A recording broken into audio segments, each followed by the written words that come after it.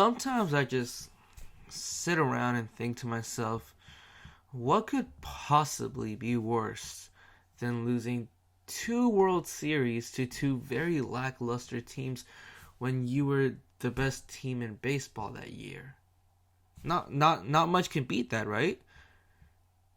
And then I'm like, oh yeah, no biggie, just being the victim of the worst trade in all of sports history, probably.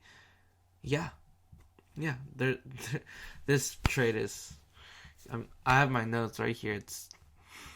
It's tough. Let's just get into it. The Astros in 2015, sometime in between, I don't want to think about it. They traded away Brett Phillips, Domingo Santana, Adrian Hauser, and Josh Hader for Carlos Gomez, Mike Fiers, and that's it. But they lost even more a few years later because Mike Fiers, who was very bad for the Astros, a 4.31 skill interactive ERA, that's worse than the league average. It was so bad that he got kept off the postseason roster when the Astros won in 2017. And he got so salty that in 2019, when the Astros were at the top of it all, he snitched. He was like, yeah, if I can't ride your talent anymore, I'm bringing the whole ship down. And that's what he did. He snitched. And due to that, the Astros lost more from this trade. Because I can guarantee you right now, Josh Hader would not have snitched.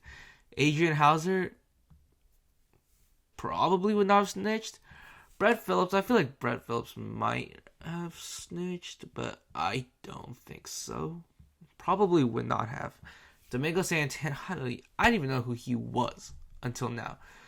But Mike Fiers snitched, and as a result, that trade costed us 2 first-round picks in 2020 and 2021, so total, and then 2 second-round picks in those same years, and $5 million. So all in all, the Astros lost Josh Hader, Brett Phillips, Adrian Hauser, Domingo Santana, 2 first-round picks, 2 second-round picks, and $5 million, all to get Carlos Gomez and Mike Fiers.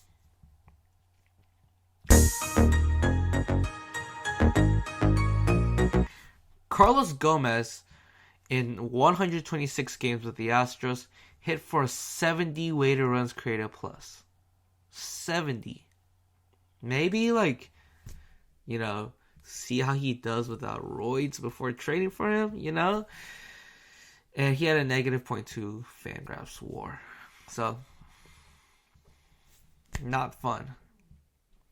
At all. Mike Fiers, like I said, 4.31 skill interactive ERA, just really bad.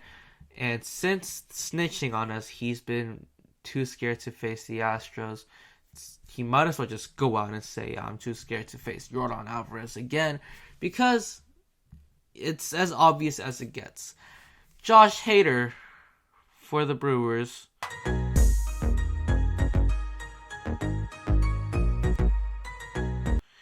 has a 2.09 skill interactive ERA in his career. He is one of baseball's best relievers. I'd say probably top 3 right now, maybe top 5 at worst.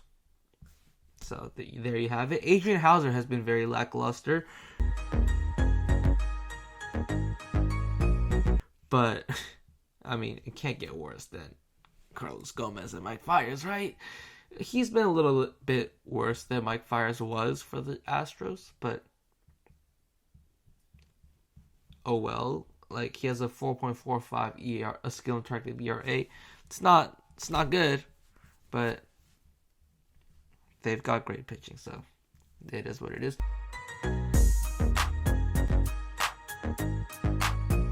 Brett Phillips was traded for Mike Moustakas to the Royals, and then the Royals traded him to the Rays, and we had this moment. Jansen. That is into center field. Here comes Kiermaier. Phillips has tied the game. Arena coming around. Throw home. Now he stumbles. But the ball gets away. Tampa Bay wins. Yeah. Everyone's winning but us. And Brett Phillips, because he lost that World Series. But we lost too, so. Domingo Santana.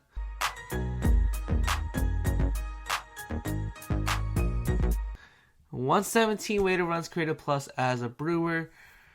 Just what do we do? Like, this has to be the worst trade in all of sports history. Like, not only did we just lose a ton of talent, or just Josh Hader. Let's just wipe out the rest.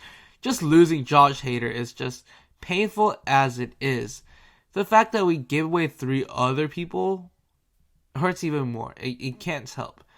And then the fact that we got 2 very lackluster players is even worse. Like, it just keeps getting worse every time you look at it. And then 2 first-rounders, 2 second-rounders, $5 million in a time when the Astros farm has been ranked 29th, and 28th in their last 3 years. They needed those picks. And, a part of it has to be, the Astros shouldn't have cheated. Yes, I acknowledge that. But if we didn't make this trade, I can guarantee you we still have those picks right now. And it's kind of obvious that this was a league-wide issue. The Astros certainly weren't the only team cheating. They were the only team punished. Joey Votto, Chris Bassett has said it themselves.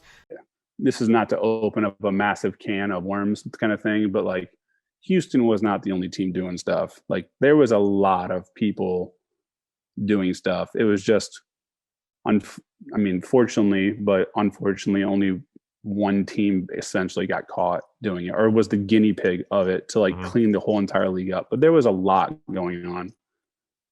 Do we move on from the Astros booing? Yeah. And there's no question about it. The idea that they were the only one doing something wrong just baffles me. But, I agree with you completely. The Astros weren't the only team cheating that year. We were just made scapegoats. We were the first to get caught, so they just acted like we were the only ones cheating.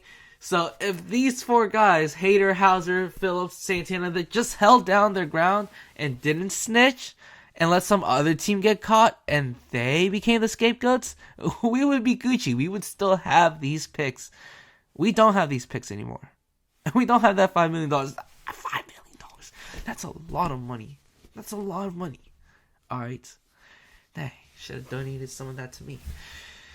But, yeah, how often do you get a guy who just snitches? And, the worst part is, the cheating was really blown out of proportion. Not even Tom Brady was, that scrutinized for a Deflategate. So, you have, in terms of fan consensus, the worst cheating scandal in years blown out because of this dude.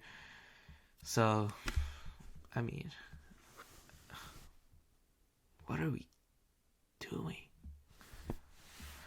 Bam. What? I'm a classic man.